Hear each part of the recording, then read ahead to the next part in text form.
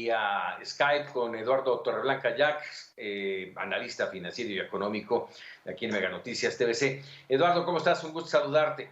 Bien, Paco, igualmente buenas noches, gusto en saludarte a tus órdenes. Muchas gracias. Bueno, pues de todo, después de todo este movimiento económico y financiero de este jueves, ¿cómo nos afecta? ¿Cómo entenderlo?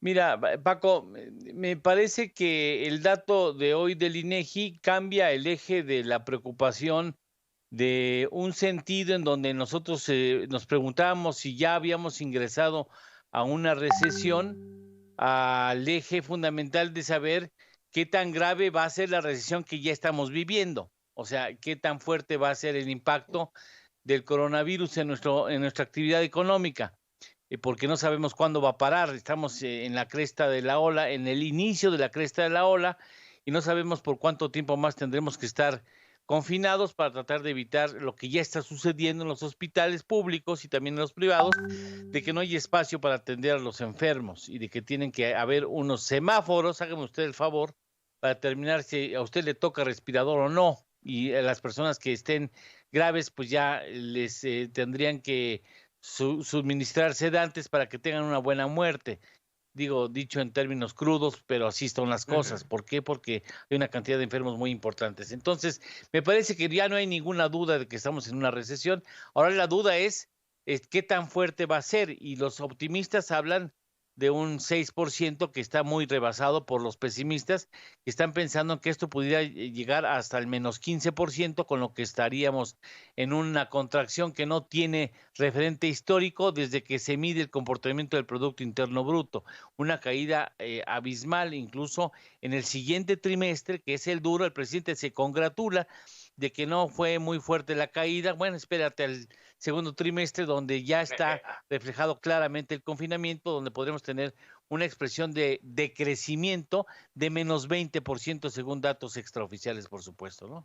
Fíjate que justamente era lo que yo te iba a preguntar, ¿qué poder esperar para el segundo trimestre? Si ahorita estamos prácticamente arrancando esta curva que no se achata en ningún sentido, ni económico ni sanitario, y justamente esta semana platicando aquí en Mega Noticias TVC con el subgobernador del Banco de México, Gerardo Esquivel, él le hacía yo esta pregunta, que qué esperábamos, y me decía, yo lo sentí en un tono más mesurado que otra cosa, que podríamos esperar una caída superior al 5, no mayor, no mayor al 5. Pero bueno, No, bueno. ahí están Valdrá los la pena datos, ¿no? decir, fíjate, Paco, eso es importante, es un asunto importante que citas.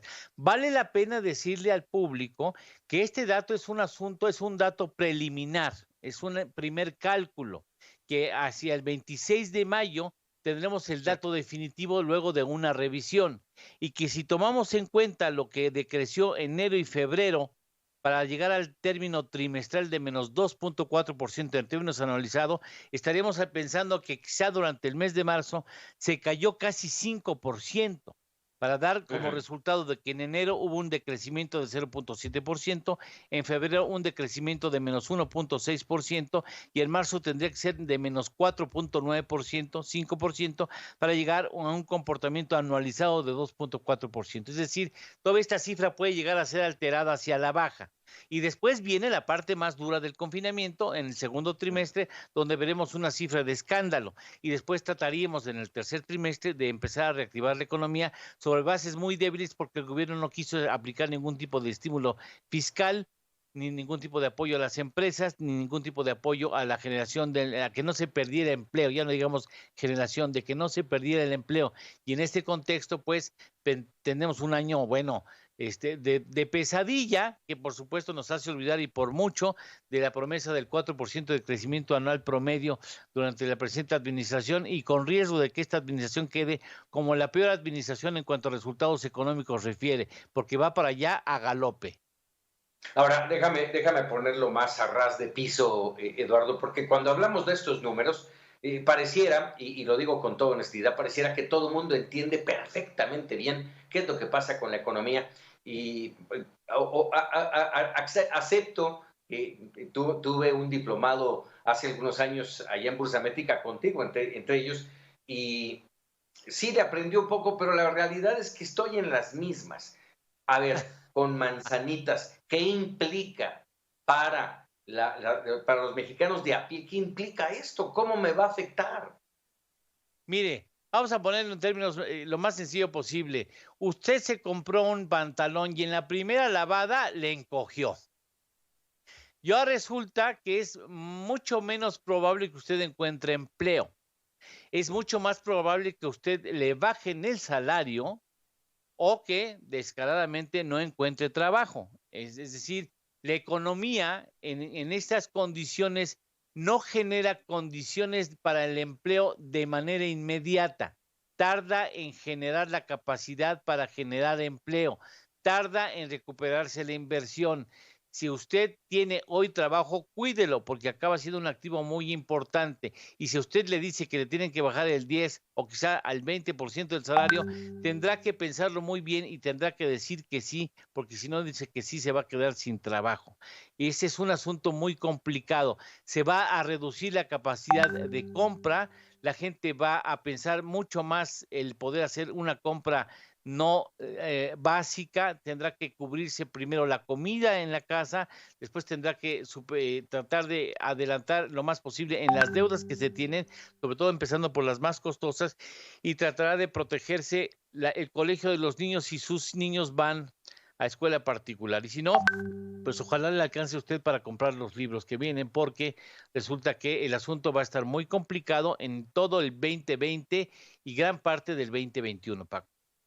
Ah, así o más claro. A ver, Eduardo, no te vayas, déjame incorporar a esta charla, si me lo permites, porque ya vimos el tema del Producto Interno Bruto, toda esta situación, pero hay otro tema que también nos tiene que preocupar y sobre todo en una administración en la que se puso como meta principal la reactivación de petróleos mexicanos. Hoy se presentaron los números, no fueron nada positivos y me quedo corto y por eso incluyo en esta charla a Gonzalo Monroy. Gonzalo es director general de la consultoría energética GEMEC. Gonzalo, como siempre, un gusto recibirte. Eduardo Torreblanca y un servidor. ¿Cómo estás? Eduardo, ¿cómo estás? Muy buenas tardes. Noches, Gracias. de hecho. Gusto en saludarte. Gracias, Gonzalo. Gracias, Gonzalo. A ver, ¿cómo entender esto que pasó hoy, este informe que presentó propiamente Petróleos Mexicanos y que habla de pérdidas importantes? Pues mira, lo que vimos la mañana de hoy hace una pérdida catastrófica. Es simplemente algo que no se preveía. Se esperaba que Pemex pudiera perder alrededor de 9,000 a 10,000 millones de dólares. La pérdida es de casi 24,000.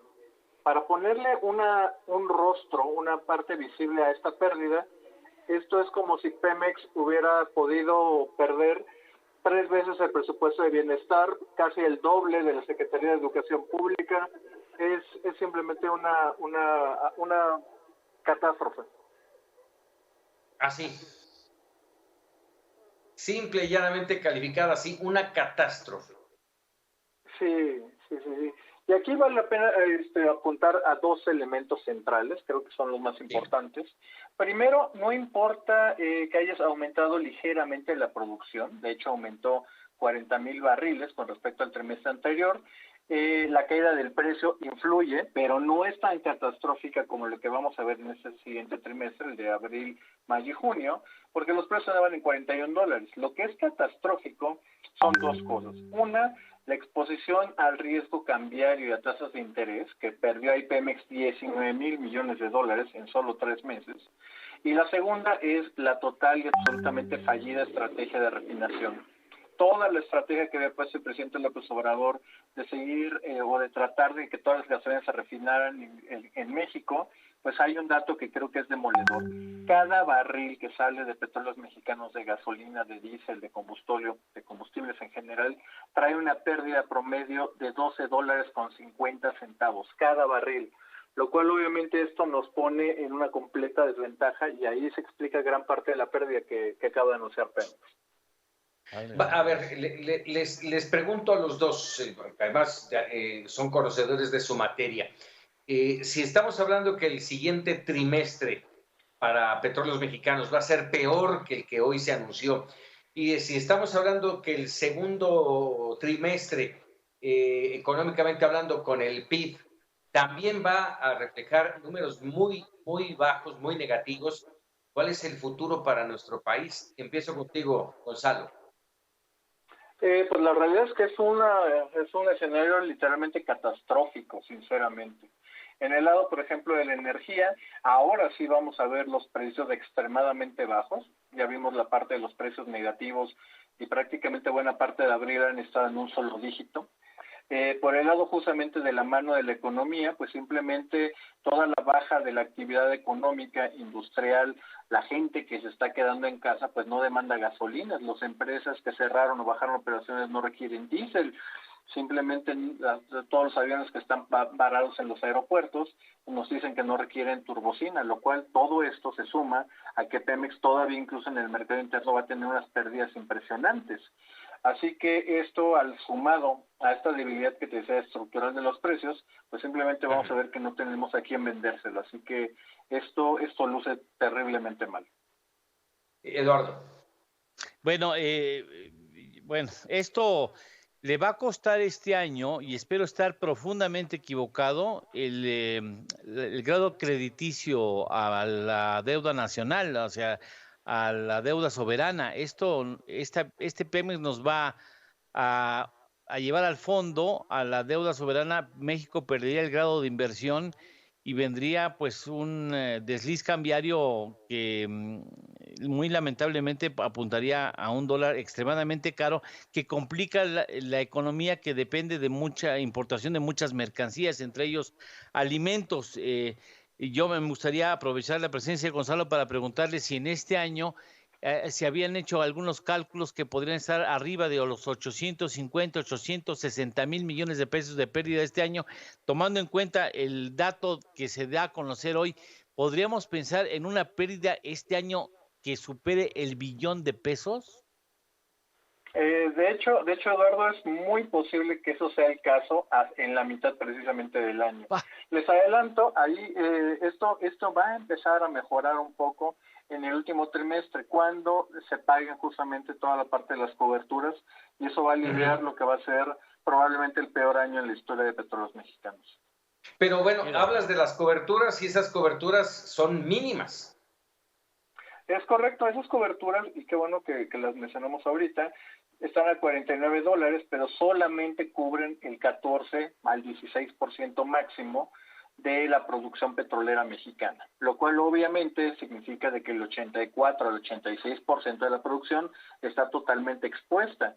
Ya vimos lo que es la volatilidad, seguimos en un ambiente donde la economía mundial, la economía mexicana particularmente, no crece, se está haciendo cada día más chica, y obviamente todas las razones, toda la estrategia de incremento de producción, de tratar de refinar, pues nos pone en una situación muy complicada. Si me permiten, retomaría algo que decía justamente Eduardo, y de hecho, justamente platicando con muchas calificadoras, parecería que México tiene entre 12 y 18 meses para perder también su grado de inversión, y ahí son escenarios prácticamente catastróficos. Bueno, a ver, ya con todo este panorama, y por último les pregunto a los dos, ¿vale entonces la pena que el presidente haya apostado todavía en su último plan de rescate, privilegiar los programas prioritarios, entre ellos el tema de Dos Bocas, seguir insistiendo en rescatar petróleos mexicanos y no abonar en el entorno de un rescate con beneficios fiscales para las empresas que están moviendo a México, que son las que mueven? ¿Vale la pena? Gonzalo. Pues mira, Paco, yo te diría de que vale la pena rescatar a petróleos mexicanos, pero no en la forma que le está haciendo el gobierno. No se trata de aventarle más dinero a algo que está destruyendo valor. Para dar también una idea muy sencilla de lo que fue la pérdida de hoy de Pemex, es el 2% del PIB. Eso fue lo que perdió Pemex en 3 meses. Sí hay forma de reestructurar a Pemex, solamente que no se ve, sinceramente no se ve que este presidente que apostó todo y que ya perdió esa apuesta petrolera, tome los riesgos y los costos políticos que significaría reestructurar Pemex. Así que en ese sentido, pues veremos literalmente tratar de dar patadas de ahogado, literalmente soluciones de de muy corto plazo, populacheras incluso, pero que no van a poder rescatar una situación que parece cada día más complicada. Eduardo Torreblanca. Yo creo, Paco, que Pemex requiere de una reingeniería radical y tendría que pensarse en colocar parte del capital en manos quizá de los mexicanos. No supongo que el presidente aceptaría otra cosa y quizá ni esta que estoy mencionando. O sea, si tienes que capitalizar a la empresa, tienes que hacerlo, no tienes otra, no puedes dejarla quebrar, no puedes quebrarla. Entonces tendrás que ir a rescatar bajo esquemas novedosos, innovadores, que le pueden representar un desgaste importante porque no será popular el hecho de que piense que pueda poner en manos de particulares, así sea de puros mexicanos a través de las Afores, algo así como el 10 o 15% de su capital social, y aún así no le serviría esa inyección para pensar en un nuevo Petróleos Mexicanos. Yo creo que hay que hacer operaciones muy agresivas, muy osadas, muy radicalmente distintas a lo que él tiene en mente, porque ya se ha dado cuenta uno que el señor presidente ve hacia sus espaldas y se resiste a ver hacia el futuro. Así es que en ese sentido va a ser muy difícil que acepte una medicina que no le va a ser grata y que no coincide con sus planteamientos ideológicos. Gonzalo Monroy, te agradezco muchísimo estos minutos para Mega Noticias TVC. Me querido Paco, Eduardo, les mando un gran abrazo a usted y al público. Gracias. Muchísimas gracias, Gonzalo Monroy, director general de la consultoría energética GEMEC. Eduardo Torreblanca, gracias. Y bueno, ni nos despedimos porque es jueves de A Fondo, ¿no? Sí, ya estamos listos. Mira, aquí tengo la camiseta, además me quito la camiseta y me pongo mi saco y ya estuvo. Muy bien, ¿qué tema? Bueno, vamos a hablar sobre la ríspida relación que existe hoy entre el presidente de la República, el titular del Poder Ejecutivo Federal y la iniciativa privada. Nunca antes así, nunca antes como ahora, Paco, lamentablemente. Bueno, pues no se lo pierda. Eduardo, muchas gracias. Muy buenas noches. Gracias a ti. Buenas noches. Muy buenas noches. No se pierda esta noche al terminar Mega Noticias TVC A Fondo con este tema importantísimo.